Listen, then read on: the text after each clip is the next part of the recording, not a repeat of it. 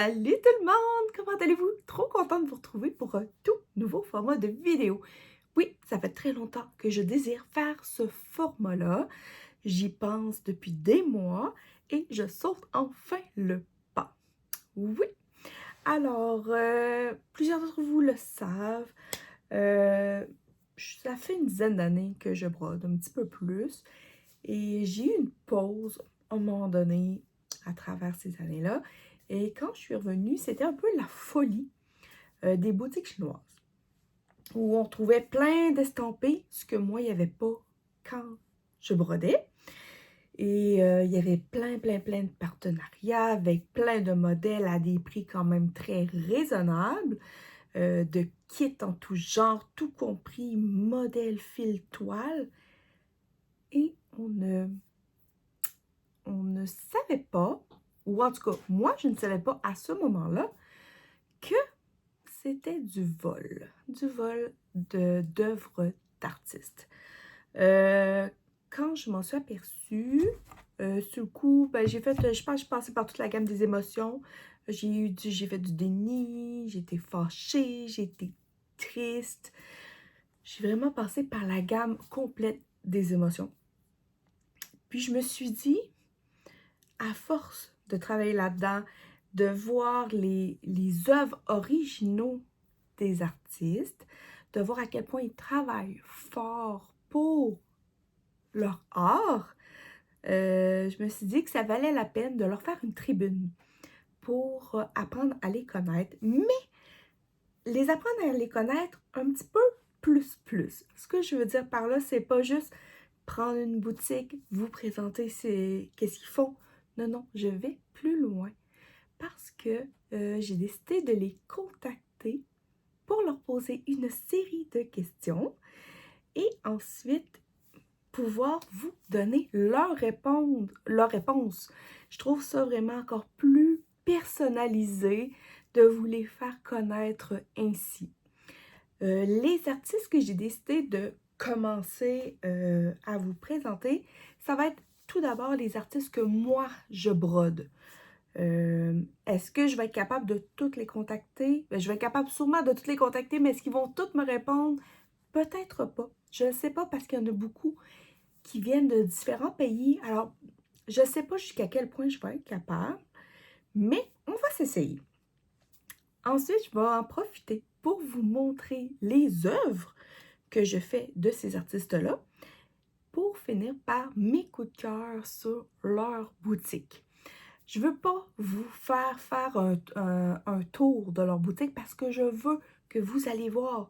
Peut-être que mes coups de cœur ne seront pas les vôtres, mais si je peux vous titiller pour aller voir ce qu'ils font, ben, ça va peut-être vous ouvrir les yeux. Je peux comprendre que certaines personnes, par contre, moi j'adore ça, là, mais je peux comprendre qu'il y en a qui préfèrent avoir des kits déjà faits, de ne pas avoir à magasiner leur tissu, magasiner leur fil. Je peux comprendre ça, mais moi je trouve que moi j'aime mieux le contraire. Moi j'aime mieux me compliquer la vie. Que voulez-vous? Mais en voyant ces images-là, si vous les voyez après ça sur AliExpress, Shine, Temu ou n'importe quelle boutique chinoise, ben là, vous allez au moins savoir que c'est une œuvre d'artiste. C'est pas une œuvre qui a été générée par l'intelligence artificielle. Ce n'est pas une œuvre d'un artiste chinois. Non, c'est que il y a une personne en arrière qui a créé le modèle. Tout simplement. Donc, à travers tous les projets que j'ai, il fallait que je choisisse un premier artiste à qui j'allais offrir ma première tribune. Et j'ai été chanceuse parce que la première personne que j'ai contactée m'a répondu très rapidement. Même, je vous dirais que ça fait quelques mois qu'elle m'a qu'on s'est écrit, qu'elle m'a donné toutes ses réponses hyper sympathiques. Et en fin de compte, cette vidéo-là, je l'avais déjà tournée, mais j'ai eu un problème avec, donc c'est pour ça que je la recommence aujourd'hui. Alors, la première boutique que je vous parle pour ce Focus Artiste, c'est la boutique Etsy X-Free Stitch ou aussi X-Free. C'est une boutique ukrainienne de la créatrice. Elle s'appelle, j'espère que je ne maganerai pas ton nom, c'est Svetlana Rybak. Je vous le marque ici. Hyper sympathique, très gentille. Elle a répondu à toutes mes questions avec un immense plaisir et même que c'était tellement bien répondu que je vais vous lire ses réponses. Vraiment, comme c'était une mini-entrevue, si on veut. Ouais, je vais vous lire ses réponses. Ça va être encore plus simple. Puis je vais pouvoir un peu broder là-dessus aussi. Donc, qu'est-ce que je peux vous dire sur cette boutique? C'est qu'elle a des très beaux modèles dans tous les styles. Toutes ces... Pas mal toutes, j'ai pas tout vérifié, mais moi, en tout cas, les modèles que je travaille d'elle sont en fichier PDF et Saga. Donc, on adore Saga. Je le dis à chaque fois. Donc, si vous avez Saga, ça vaut la peine.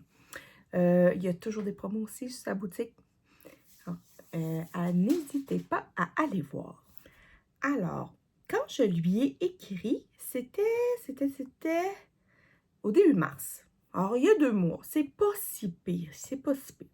Quand je lui ai parlé, je lui ai posé un total de 10 questions. J'ai essayé de faire un tour de ce que je trouvais intéressant à poser comme question.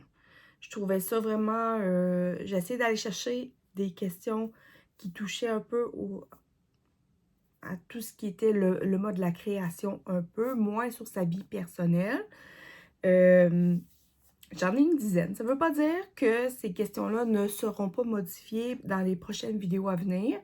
Peut-être qu'ils vont en avoir plus, je pense pas moins, mais peut-être qu'il va en avoir un peu plus ou peut-être qu'il va être légèrement modifié. Mais pour l'instant, je suis assez satisfaite de mes questions et les réponses sont vraiment parfaites. Alors, on va commencer tout de suite par la petite section entrevue, si on veut.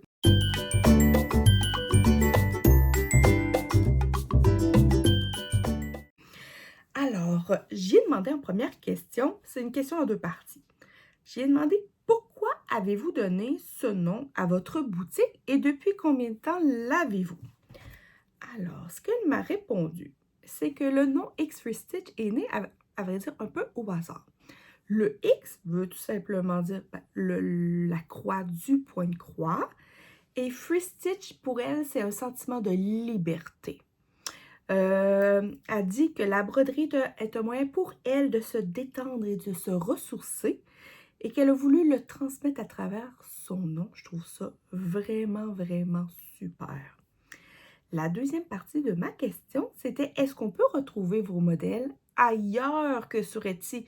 Parce qu'il y en a qui ont différentes plateformes. Ils ont Etsy, une boutique perso, il y en a qui ont sur d'autres plateformes aussi.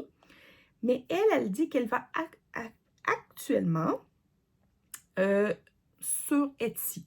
Elle en va un petit peu sur les réseaux sociaux parce qu'elle a un Facebook, mais c'est surtout sur Etsy. Mais à l'avenir, dans un avenir plus ou moins proche, elle aimerait ça avoir sa propre boutique en ligne, son propre site internet, où vraiment que le monde va pouvoir venir acheter directement leur boutique sur son site, parce qu'on sait que Etsy étant une superbe plateforme, mais pour ceux qui vendent des choses dessus, ils ont des très, très gros frais. Donc, mais elle dit qu'elle va peut-être avoir besoin d'un peu d'aide pour lui rappeler de faire son site. Ah oui, elle a un petit côté comique un peu. Elle est adorable. Ensuite, faut pas que je mêle tous mes fichiers. Après ça, j'ai demandé de quel pays qu'elle venait. C'était marqué quand même sur le site, mais je voulais juste être sûre d'avoir la bonne réponse. Donc, elle est d'origine ukrainienne, elle vient d'Ukraine, de Kiev. Elle a marqué Kiev, mais je pense que c'est Kiev, je pense que c'est la même chose. je dis n'importe quoi. J'aide-toi pas pour me répondre. Mais elle dit que présentement, à cause de la guerre, ben, elle vit en Moldavie, ce qui ne l'empêche pas de créer quand même. Ensuite, ma question numéro 3, c'est comment... J'ai demandé comment est-ce qu'elle crée ses modèles. Est-ce qu'elle les créait à la main, avec l'intelligence artificielle ou logiciel de broderie? Ce qu'elle m'a répondu, elle m'a dit toutes ces grilles sont créées à la main. Elle dit qu'elle commence par trouver une image inspirante, que ce soit un artiste qu'elle va contacter, soit par une image d'intelligence artificielle, mais juste pour y donner comme une base visuelle, pas pour copier, juste pour avoir une idée générale. Elle dit l'important, c'est l'idée et l'ambiance. Ensuite, elle va choisir ses couleurs manuellement avec un nuancier de fil réel, pas des couleurs... elle ne prend pas des couleurs directement de l'ordinateur. Elle utilise vraiment des vrais fils qu'elle peut toucher. Puis après, ensuite, elle met ses points sur sa future grille. Ensuite, quand son modèle est créé, parce qu'elle a quand même un logiciel de point de croix, elle effectue vraiment une vérification complète pour être sûre que tout est correct. Elle optimise l'agencement des points pour un meilleur confort de broderie. Puis elle supprime toutes les couleurs inutiles. Tous les petits points par-ci, par-là qui sont inutiles, elle les enlève. Mais elle dit c'est pas toujours évident, puis elle fait de son mieux. Puis pour avoir brodé un projet d'elle au complet, je vais vous dire que c'est un charme à broder. Ensuite, la question numéro 4 que je lui ai posée, c'est sur quelle plateforme peut-on avoir vos grilles? Est-ce que c'est en papier, en PDF, en saga? Ce qu'elle m'a répondu, bien sûr, on peut retrouver ses boutiques sur Etsy. Elle a aussi un Instagram. Je vous mets tous les liens en barre d'infos. Alors, je ne les fous pas pour aller voir. Et présentement, ces grilles sont uniquement en format numérique, donc PDF, saga, comme je vous l'ai dit tantôt. Mais elle aimerait ça en faire éventuellement en version imprimée et éventuellement aussi avoir des kits. Parce que ça a l'air que c'est une demande qu'elle a d'avoir des kits déjà prêts à l'emploi parce qu'il y en a qui sont pas comme moi et qui aiment ça, avoir tout d'un coup et non pas chercher leurs choses individuellement. Et elle a aussi beaucoup d'ornements. Dans les modèles, je vais vous en montrer quelques-uns parce qu'il y en a dans mes coups de cœur. Puis il y en a qui demandent comme une genre de base acrylique pour pouvoir broder ces modèles-là, pouvoir les acheter. Alors, c'est des choses auxquelles qu'elle pense, qu'elle est en train de réfléchir, mais ce n'est pas là pour l'instant. Ensuite, je lui ai demandé comment définiriez-vous votre style au niveau créatif, puis c'est quoi ses goûts à elle. Elle a dit, bonne question! Elle dit qu'elle aime les motifs qui sont très colorés et joyeux, souvent accompagnés de petites phrases amusantes, parce que oui, elle a des modèles avec des petites phrases en anglais assez rigolotes. Parce qu'elle veut que les brodeuses aient le sourire en brodant. Je trouve ça le fun comme manière de penser. Moi, j'adore ça. Elle dit aussi que elle, ce qu'elle aime, c'est les images qui sont précises et détaillées. Elle dit c'est pourquoi que mes modèles comportent souvent beaucoup de points arrière. Ceux qui n'aiment pas le point arrière, effectivement, ces modèles en contiennent beaucoup. Ça a l'air qu'on lui dit souvent que il y a quand même assez de points arrière, il est assez bien défini que si on enlèverait toutes les croix de son modèle, on serait capable quand même de deviner c'est quoi le modèle, c'est quoi le dessin du modèle. Et pour avoir brodé des modèles d'elle, elle fait aussi des mélanges de couleurs, mais c'est vraiment là, très bien pensé. Vraiment, là, je trouve vraiment qu'elle travaille très bien. La question suivante, la question 6 que je lui ai demandé, c'est comment trouvez-vous vos inspirations pour vos modèles? Elle dit que l'inspiration vient d'une image vue au hasard. Puis des fois, ça vient tellement comme la happer, tellement ça y reste tellement dans la tête qu'elle veut tout de suite en faire une grille. Elle est très, très inspirée par tout ce qui est fête. Pâques, Noël, Halloween. C'est vraiment des choses qu'elle aime beaucoup parce qu'elle adore décorer sa maison selon la saison. Donc, ça l'inspire beaucoup parce qu'elle veut décorer finalement avec ses créations. C'est vraiment super. Parce qu'elle trouve que quand on met des broderies de saison, ça apporte du charme et de la chaleur à la maison. Puis elle adore aussi quand les brodeurs, brodeuses lui envoient des photos des réalisations de ses créations. Puis ça, j'avoue qu'on ne passe pas nécessairement tout le temps à le faire. On partage les photos, mais pas nécessairement au créateur. Et je pense que le créateur peut être très, très, très content de voir son œuvre prendre vie sur toutes les mains auxquelles son modèle passe. Alors, c'est vraiment, je pense, un passé bien de pouvoir montrer au créateur, « Hey, voici, j'ai fait ton modèle, j'ai adoré, voici le résultat. » Ma question numéro 7 que je lui ai posée, c'est « Depuis combien de temps brodez-vous? » Là, ce qu'elle m'a répondu, elle dit « Je brode depuis très, très longtemps. C'est sa grand-mère qui lui a appris quand elle était jeune. » Elle dit que sa toute première broderie, c'était des fleurs sur un fond noir. Et aujourd'hui, ça la fait sourire parce qu'à l'époque, elle était très, très fière d'elle d'avoir réussi à broder tout ce noir interminable. Parce que, d'après moi, elle doit avoir peut-être 30-40 ans, ou plus ou moins. Je n'y ai pas demandé son âge. Mais des toiles noires, est-ce qu'il y en avait dans ce temps-là à broder? Peut-être pas. Donc, moi, ce que j'en comprends, c'est que c'était des fleurs, mais le noir, elle l'a brodé. C'était pas sur toile noire.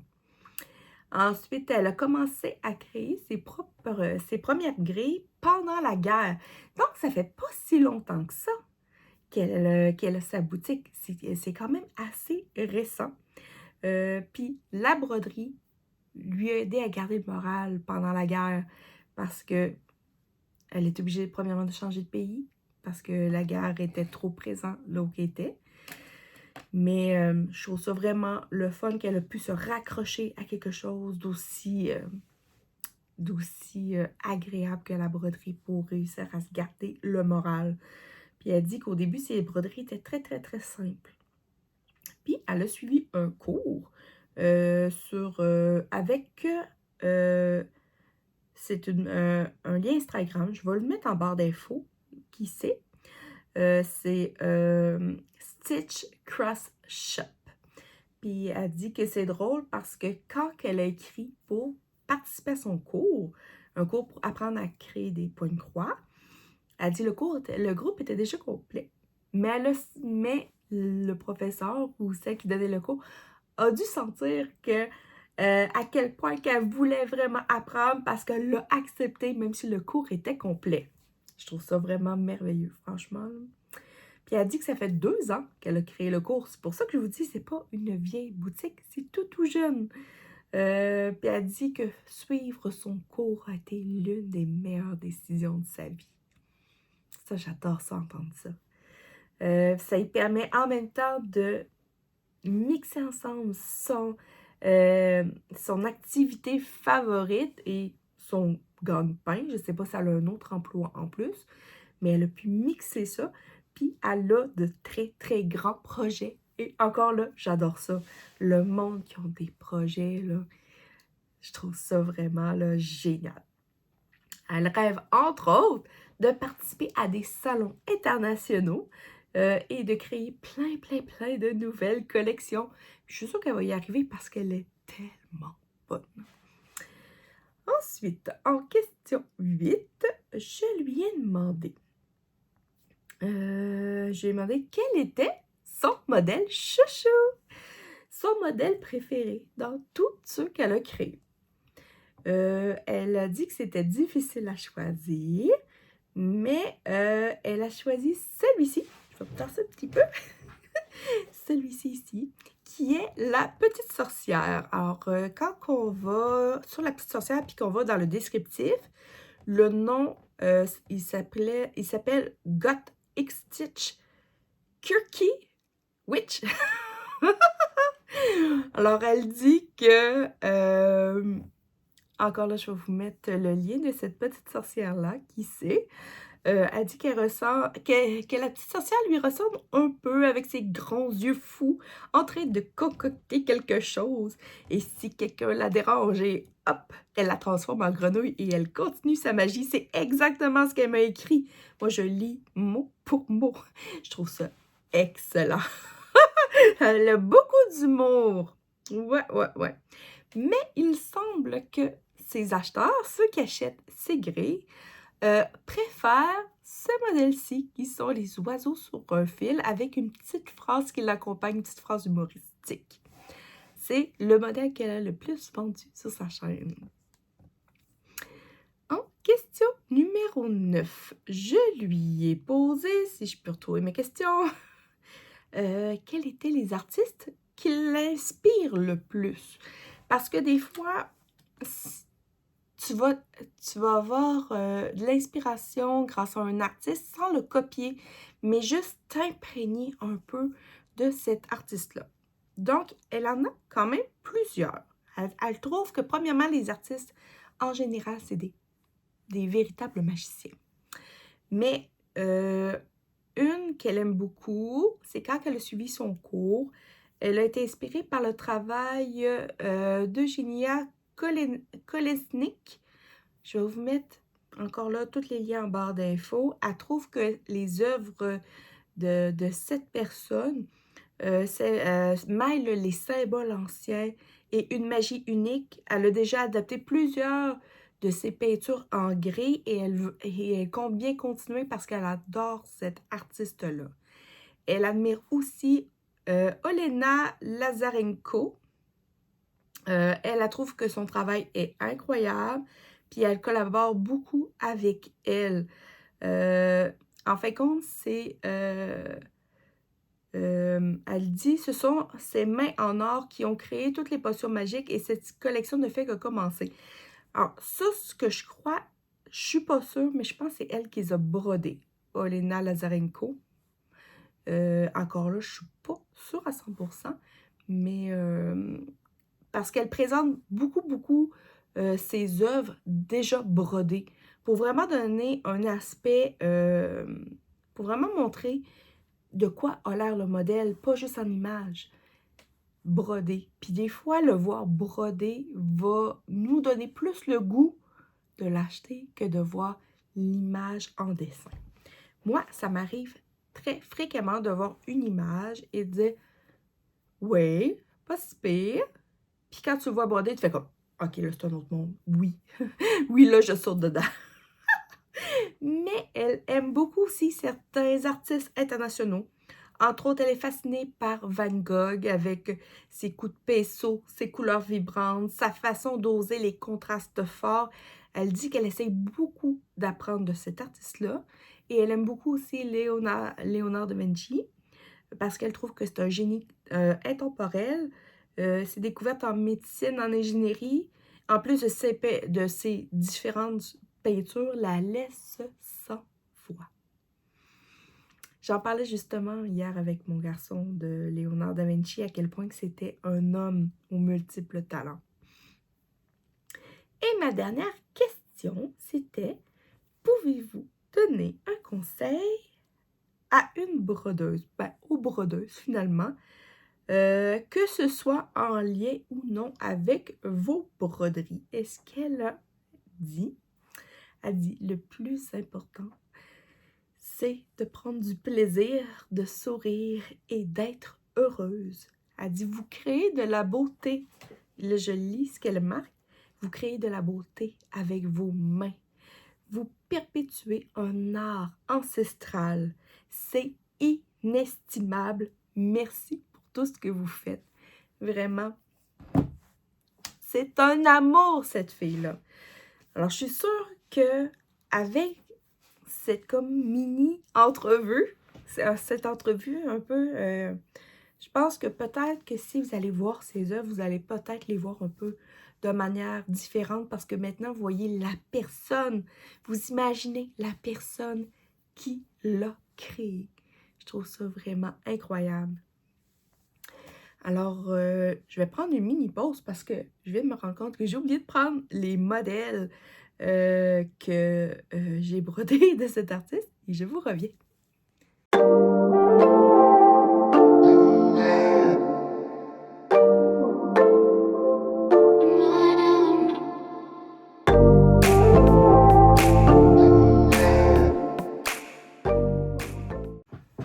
Je suis de retour.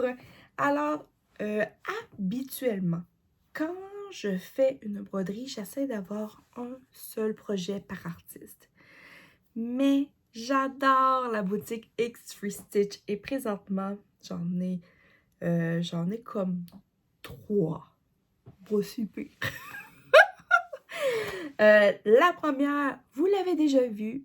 En fait, je l'ai même fini, mais c'est une petite collection de 1, 2, 3, 4, 5, 6, 7 de 7 modèles. J'ai fait le premier, mais je veux faire les 7, puis on va les faire avec ma gang d'amis.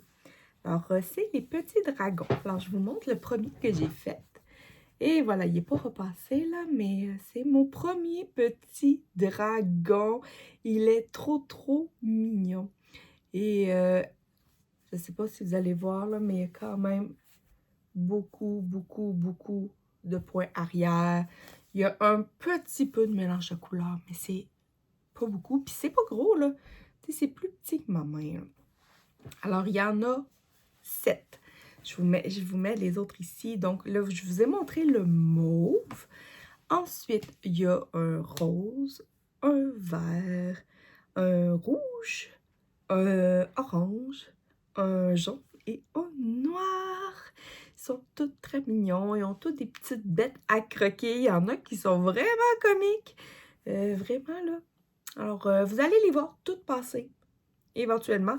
Je peux vous dire tout de suite que je commence le orange au mois de juin pour la fête de mon amie Mélanie. Ça va être mon mois en orange. Et Mélanie, sa fête, c'est au mois de juin. Donc, je vais en profiter pour pour commencer le petit dragon en son honneur. Ensuite, l'autre, c'est le modèle qui est ici. C'est la Love Potion qu'on fait en quatuor avec plusieurs de mes amis. Là, je vois que ce sera pas long. J'ai un petit fil qui traîne. Et voilà, je l'ai commencé, mais je suis pas rendue loin. Je pense que mes amis sont rendus un peu plus loin. Ça fait quelques temps que j'ai pas touché. On l'avait commencé le 14 février pour la Saint-Valentin. Mais j'adore ce modèle-là, il est tellement beau. Et chacune d'entre nous le fait sur des toiles différentes. C'est ça qui est vraiment super. Alors moi, je la fais sur une toile un petit peu beige sable, mais avec des petites touches de bleuté et rosé, qui est très doux. Je trouvais que ça allait super bien avec le modèle. Et là, c'est une Aïda, même s'il y a beaucoup de points arrière. Le point arrière se fait très bien avec cette compagnie-là. Donc, j'ai très hâte de le continuer. Et le prochain projet, ben, c'était mon projet mystère de cette année. Et j'ai décidé, avec cette vidéo-là, de vous dévoiler. J'ai pas fait grand-chose, mais quand même de pouvoir vous montrer c'était quoi le modèle. Donc, le modèle s'appelle la recette de filtre d'amour. C'est une nouveauté de cette année. Vous voyez ici, je ne pouvais pas ne pas craquer. Il y a une bouteille! Et vous savez à quel point que j'aime les bouteilles. Et vraiment, Love Potion, recette de filtre d'amour. Vraiment, c'est dans ma table. Et j'ai juste commencé la frise. Comme ça, je ne suis pas rendue très loin. Et dans ce modèle-là, il va y avoir des perles en plus. J'ai vraiment hâte. Ah, fou! poil de chat. Vraiment, là, super beau avec une toile que j'ai teint moi-même. Donc, j'ai vraiment hâte, mais j'ai pas de...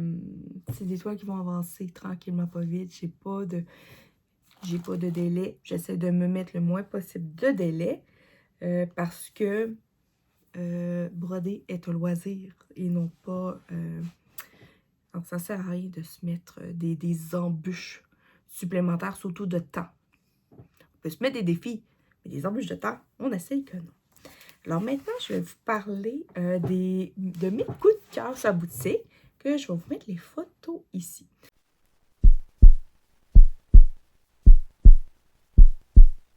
Donc, tantôt, je vous disais que elle avait des modèles qui étaient comme un style un peu ornement, que vous pouvez soit faire pour... donc, que vous allez soit faire sur de la toile plastique ou du tissu, peu importe, que vous allez découper. Vous allez faire soit des pendentifs, des aimants, peu importe ce que vous désirez de faire. Donc, elle a une extraordinaire, vraiment, collection d'œufs de Pâques. Sérieusement, je pense qu'il y en a... Je vais mettre la photo là. Il me semble de mémoire, il y en avait 8, mais vous allez le voir ici. Vous pouvez les acheter, vous pouvez acheter la collection complète ou vous pouvez les acheter à l'unité aussi. Vous n'êtes pas obligé de tout acheter si vous ne les voulez pas toutes, mais ils sont tellement beaux. Vraiment, là, je vais sûrement essayer de vous les mettre individuellement en plus. Je les ai vus beaucoup passer aussi sur Instagram. Elle met beaucoup de photos sur Instagram. C'est tellement beau. Vraiment, si vous voulez faire un petit projet, que vous voulez commencer par un projet d'elle, ça serait une super belle collection. C'est tout en douceur, dans les roses pâles. J'adore ça. Vraiment une extraordinaire collection. Elle a aussi une collection d'ornements de Noël avec des boules de Noël qu'il y a ici. Je pense une collection de mémoire de 6. Mais il y a plein d'autres ornements. Il y a des animaux, des petits bonhommes. Il y en a dans tout genre, mais moi, c'est vraiment mes 2 collections préférées dans ce qu'elle propose. Ah, il y a une collection aussi de montgolfières. Si vous aimez les montgolfières, ce serait à aller voir.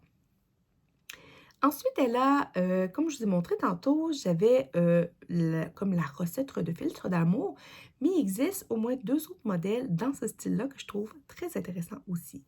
Il y a premièrement celui-là ici, qui est la potion du réconfort, avec sa tasse de chocolat chaud. Je trouve ça vraiment, là, c'est un peu type sampler, si on veut, avec vraiment une bordure tout le tour. Je trouve ça vraiment beau. J'aime ça, les sampleurs plus modernes un peu. Je trouve ça vraiment très beau.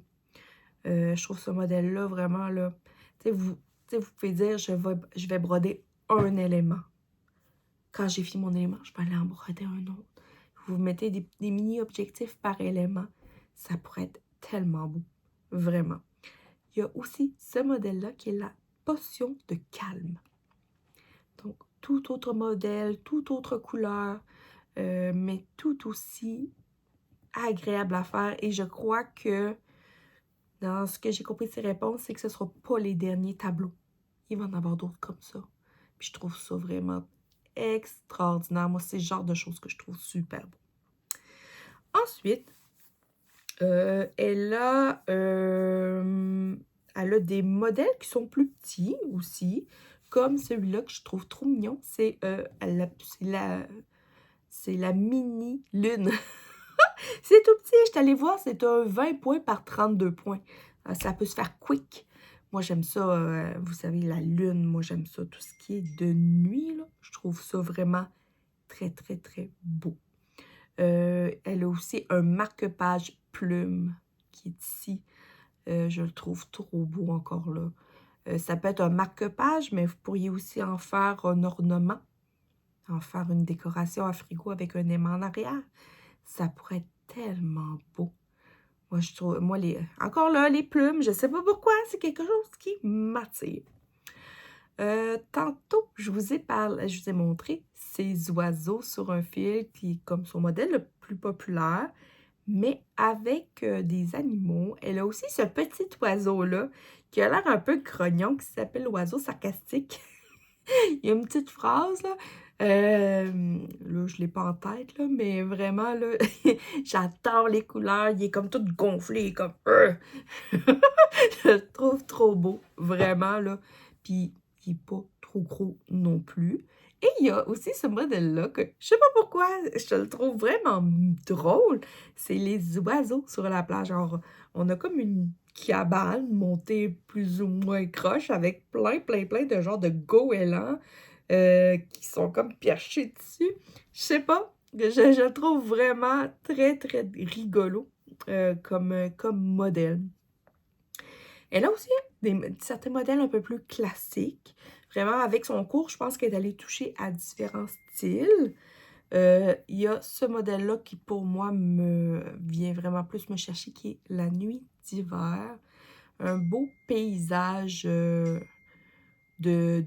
nuit d'hiver très doux. Je trouve ça vraiment trop beau. Vraiment, je trouve que c'est quelque chose qui pourrait être beau à offrir en cadeau. Ouais.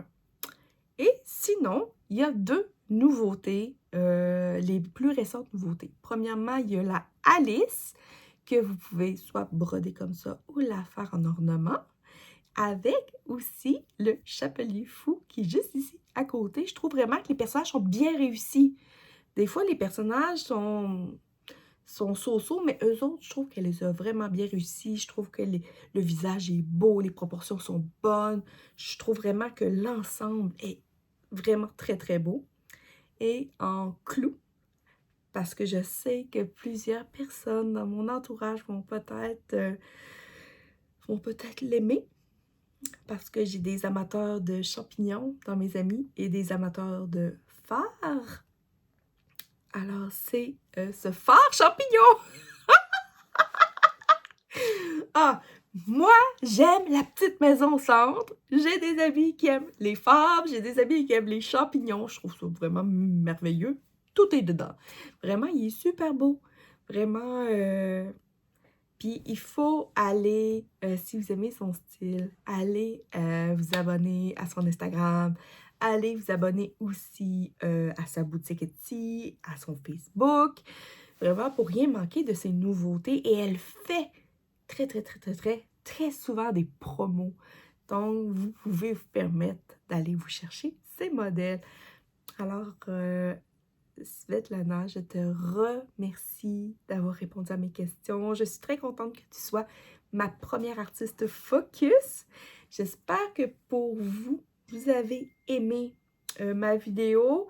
Je ne sais pas à quelle fréquence, parce qu'il faut quand même que j'attende d'avoir les réponses des artistes à mes questions. Mais c'est sûr que si vous aimez, il va y en avoir d'autres, c'est promis. Alors sur ce, je vous souhaite une très belle journée. Si vous êtes rendu jusqu'au bout, mettez-moi un champignon. Alors on se revoit bientôt pour une prochaine vidéo. Bye tout le monde.